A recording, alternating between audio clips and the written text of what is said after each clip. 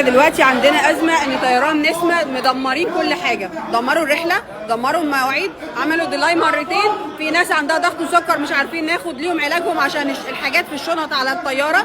حضرته الطيار حضرته خلص عدد ساعات ومش هيطير تاني، حضرته مش عايز يعمل اي مجهود، الناس في حاله تجمهر شديده، الموضوع بدا يزيد سخافه بشكل رهيب جدا، والموضوع عايزين يأجلوا الطياره من 12 ل 4 ومن 4 ل 7 ومن 7 ل 11 صباحا تاني. اعتقد انتوا سامعين كفايه تجمهر الناس والسفاله اللي حاصله من طيران. على اخطائك ان انت جايب لي طيارين فشله، جايب لي طيارين بيقولوا اتراك يعني فشله وبيتكلموا علينا احنا اللي احنا نشيل مسؤوليتهم. هو انت تبقى عندك طيار فاشل وتحملني انا مسؤوليه الطيار الفاشل؟